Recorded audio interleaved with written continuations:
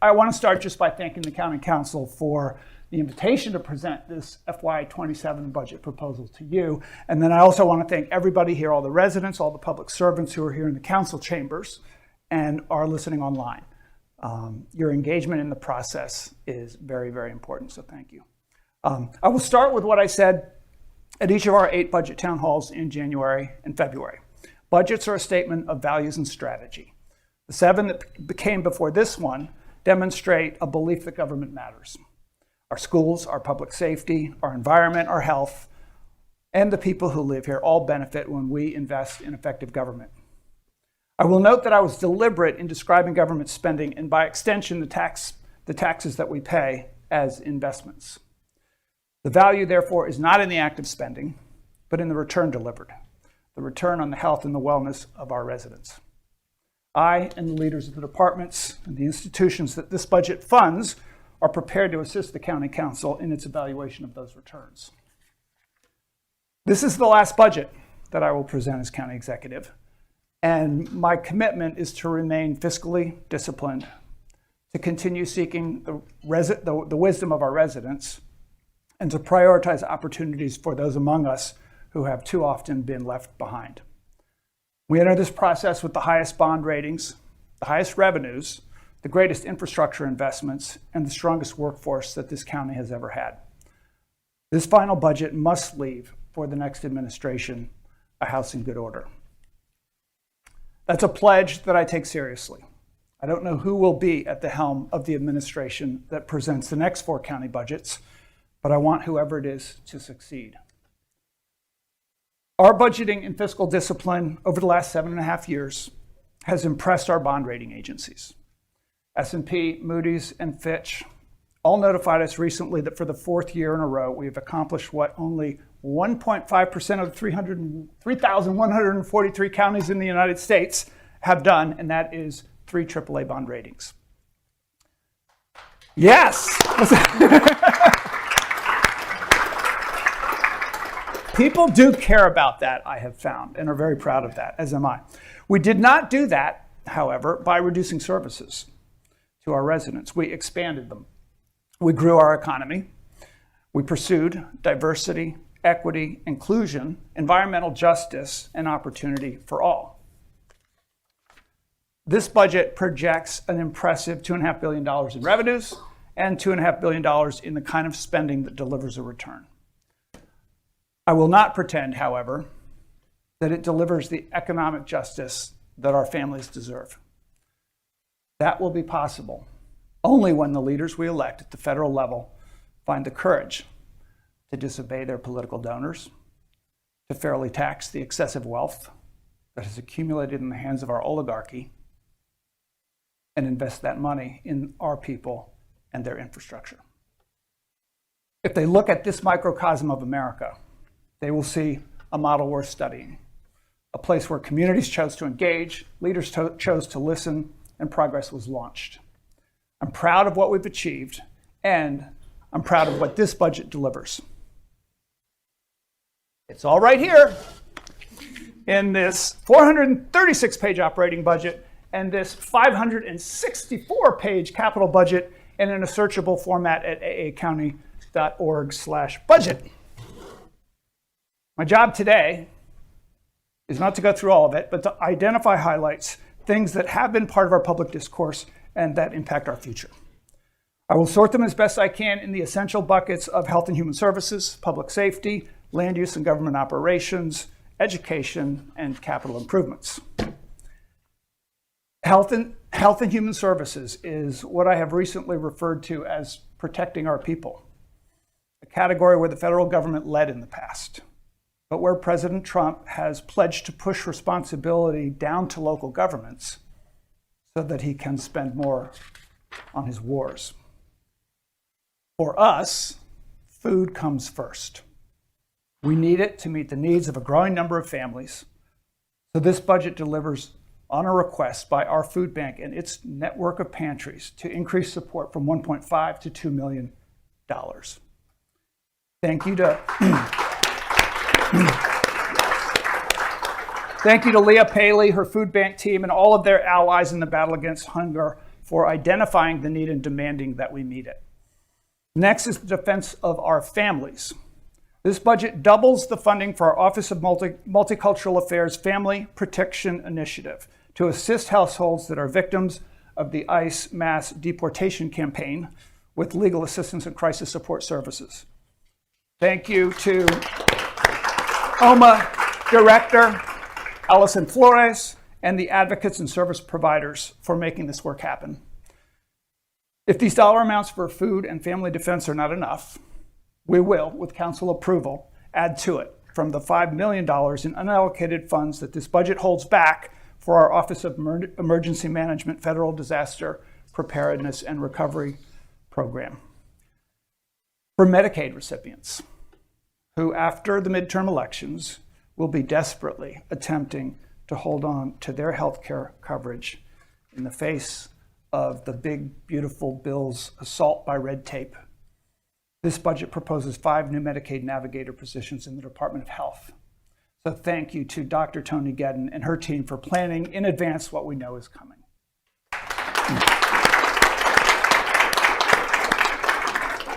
And for those whose benefits are cut, we propose 2 new case managers to work in the Department of Health REACH program. Their job is to connect volunteer and discounted medical providers with what will be a growing number of uninsured patients. The most promising anti-poverty initiative in our county this year has been the Brooklyn Park's launch of Enough. It's the engaging neighborhoods, organizations, unions, governments, and households model, launched by Governor Moore to end childhood poverty where it is most concentrated. The initial funds are coming from the state, but it is attracting private investment and will produce measurable results that support our economy. Our program has outpaced others across the state because our extraordinary partnership for children, youth, and families under the leadership of Dr. Pam Brown has been setting the stage for this work in the 4 parts of our county with the highest concentrations of poverty, calling it Communities of Hope. To ensure that the partnership continues this work, we propose funding with county dollars the 5 grant-funded positions that oversee the 49-person agency's programs. Yeah, I think so too. Do we not love the partnership and their work? So a key to the transition that Brooklyn Park residents seek is the interruption of local violence. Looking at you there, Pete. Our Department of Health work with Cure Violence Global is delivering that interruption in Eastport and Severn. So we are proposing to expand the program to Brooklyn Park. That investment will not only save lives, but it will deliver economic activity where it's needed most. For seniors, this budget adds funds to the Nutrition Assistance Program. For homeless youth, it funds the Hip Hop House. For our neighbors returning from incarceration, it funds Turnaround Thursday. And while this does not fit into the category of human services, we have proposed funding a new adoption coordinator position at Animal Services.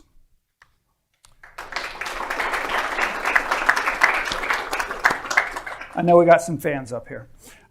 These health and human service investments create opportunity where before it was lacking, but none of that works if our communities are not safe. We've done important work to grow our public safety agencies, but have been motivated not so much by studies from industry consultants telling us how big our agencies should be, but by achievable proposals from our chiefs and directors that directly address the needs of our residents. This budget does that once again. For police, we propose 9 new positions: a new forensics examiner, a new middle school SRO to backfill a transfer to Severn Run High School, a new position to keep up with growing demand at Central Records, and most importantly, looking at you, Chief, 6 new positions to fully staff the 3rd daily shift at the place where crime scenes are watched, officers are informed in real time, and safety is delivered to our officers and our residents. Chief Awad and her team's state-of-the-art real-time information center.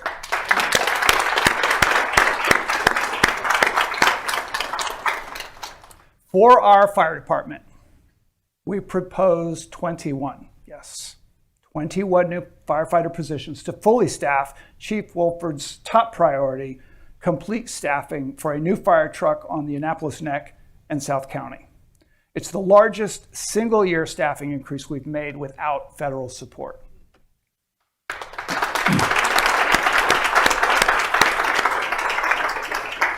We're also working with the city of Annapolis to jointly fund a new EMS peak medic post that serves both of our jurisdictions. So thank you, Mayor Littman, for bringing this proposal forward. Where did he go? There you are. All right. I want to commend both our Sheriff, Everett Sesker, and our Detention Superintendent, Chris Klein, for outstanding work in filling vacancies over the last 2 years and for their creative staffing solutions to address the needs of their departments. And to our state's attorney, Anne Colt-Litis, there she is.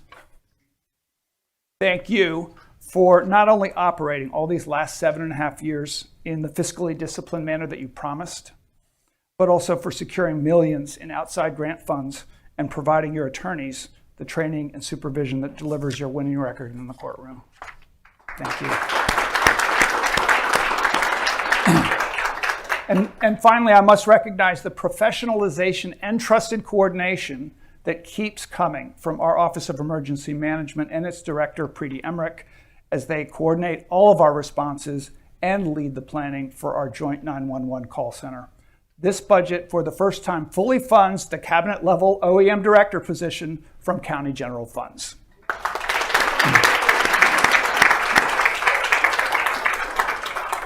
Public safety is a team effort in Anne Arundel County, and it is a team that we can all be proud of. The same is true in land use and government operations.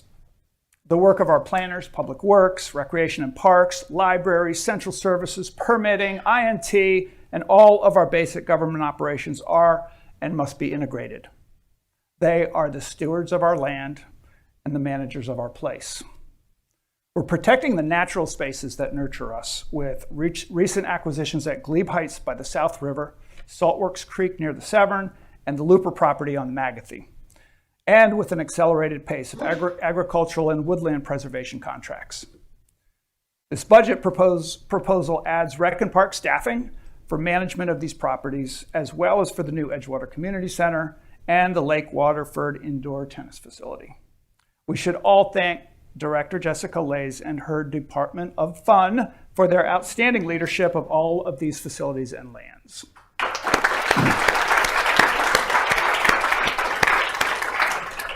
To facilitate efficiency in the regulation of both private and public development, where we said in Plan 2040 that we want it to take place, this budget funds our new Capital Program Optimization Initiative, with 4 positions at DPW, contractual assistance at inspections and permits, and a new position at central services. We've all been frustrated by the time that it takes to build things in our county. And because this program was designed by the people who do the work, it directly addresses the bottlenecks in the process. So thank you to DPW Director Karen Henry and all of the people around her for building and maintaining this infrastructure.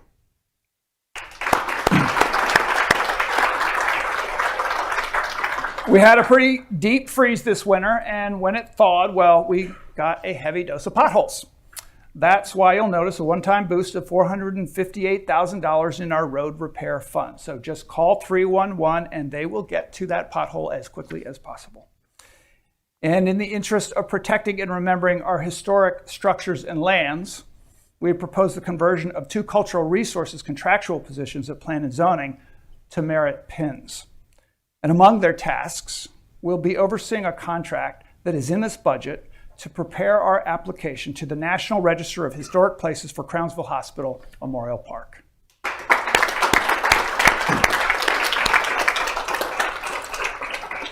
Like many members of this council, and like many of our county residents, I believe that our public schools are the best investments that we can make in our future.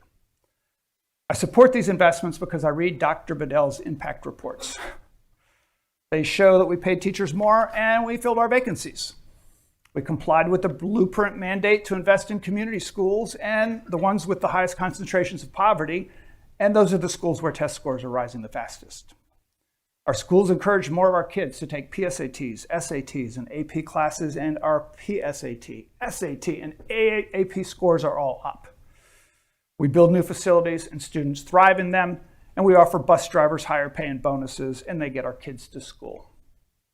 So it's not just the money that makes the difference. It's the wise investment of the money in the people who produce the results.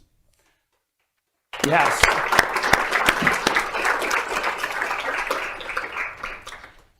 Before telling you what we will deliver this year for the half of our budget that goes to AACPS, I will share the story of how we got there.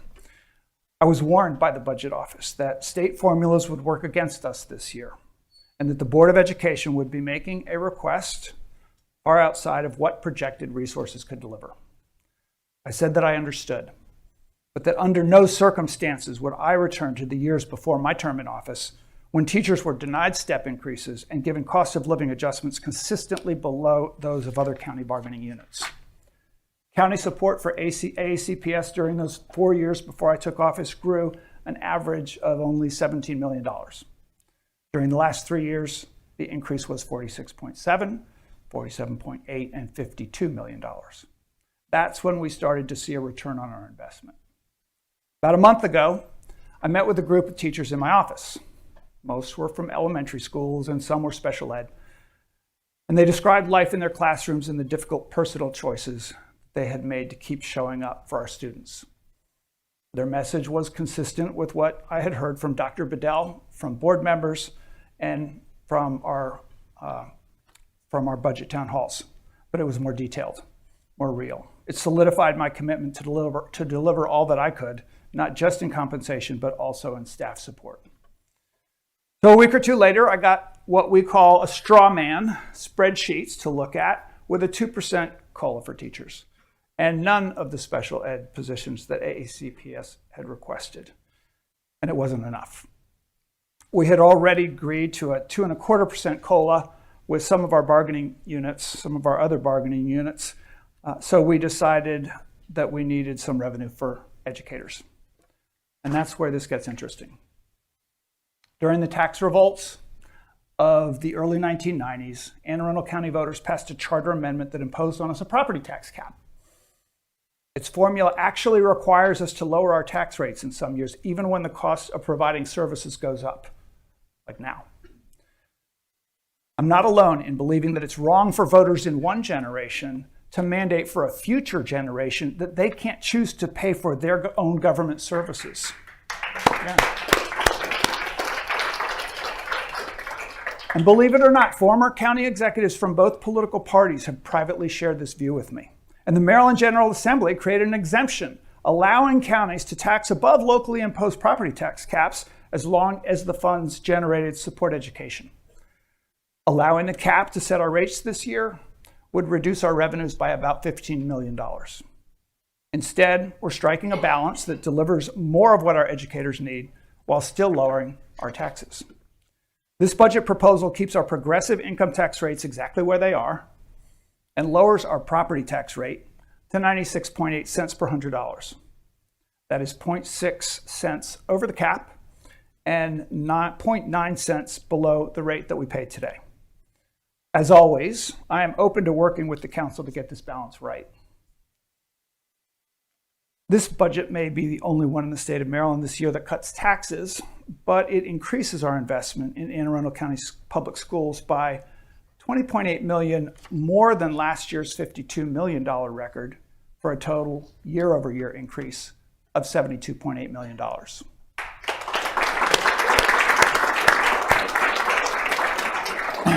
That investment gets all of our AACPS bargaining units their step increase plus a 2.25% COLA to match what the rest of our county public servants are getting. And it funds all blueprint requirements, all contract and charter school commitments, a $13 million additional contribution to the healthcare fund, and it creates 26 new desperately needed special education positions.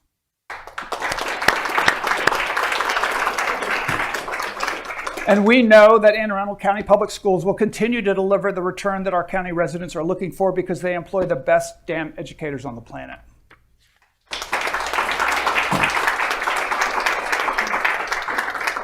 But for homeowners whose state-issued assessments exploded in recent years, please note that this budget keeps our 2% homestead exemption in place. Any annual increase in value over 2% on the home you live in will not be taxed by the county. Got a taxpayer over here. All right. Finally, let's talk about the capital budget. Our investments in the infrastructure that will serve us for many years, the investments that we often borrow to pay for by selling bonds. In my very first meeting with the budget office as a new county executive, I learned about the enormous backlog of unfunded infrastructure projects, things like new schools, roads, libraries, community college buildings, parks, fire and police stations, basic public works. My predecessor recognized the problem, so he grew the capital program by extending our borrowing terms from 20 to 30 years, and in his last capital budget, exceeded the spending affordability. So I was given a choice, either scaling back our investments or creating a dedicated revenue source to grow the program. We and 4 members of the County Council chose the revenue option. We created the Permanent Public Improvements Program, our PPI, funded with a 0.1% increase in our income tax.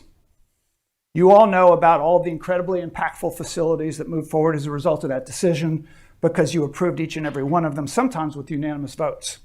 But the other part of the story is that we managed to deliver all of those things while never exceeding affordability. That is important, and it's fundamental to my promise of leaving the house in good order. But that is not an easy feat. Doing it this year meant some good projects didn't get funded or got postponed. But I am thrilled to announce that we were able to keep all of our major projects in the plan, move up funding by 3 years for our Arundel Fire Station, add funding for volunteer fire stations and improvements, fund the concept design for a new animal shelter, fund the Northern Police Station, add funding for Crofton Skate Park, get design underway for recreation facilities and housing with supportive services at Crownsville Hospital Memorial Park, fund the next phase of planning for the Regional Agricultural Center at the Lothian Grain Elevator, put funding in place for the new College Parkway safety improvements, fund Anne Arundel Community College Science and Math building renovations. This is an important one, and it's new. Transfer close to $60 million within the DPW Utility Fund to divert wastewater flow from the Patapsco treatment plant to our own county facilities to the south in the interest of lifting a devastating moratorium on new allocations and protecting the Patapsco River.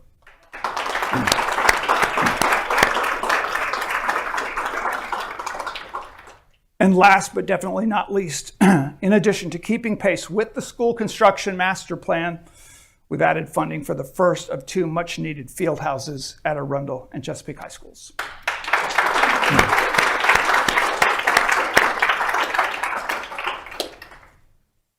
So I will close with gratitude. Working with each of you over the last 7.5 years, we have improved services, created opportunity, engaged residents in democracy, and confronted threats. Our budgets have been the foundation of that work. We have not always agreed with one another, and on some matters we probably never will, but we work with respect. Respect for the rules that were established by those who came before us, respect for the institution we serve, and a desire to make it more effective, not weaker. And when I say we, I mean myself, our county council, our public servants, and our neighbors. Our ability in this county to celebrate our common interests and navigate our disagreements sets an example our nation needs in these troubled times. Our county council will take this budget proposal, conduct its own public hearings, and make improvements just as it has in each of the last 7 budgets. But this 8th budget is, for me, the most important. It is with this budget that I am able to leave for my successor and for our residents what I promised: a house in good order, a foundation from which we can truly make Anne Arundel County the best place for all. Thank you, everybody.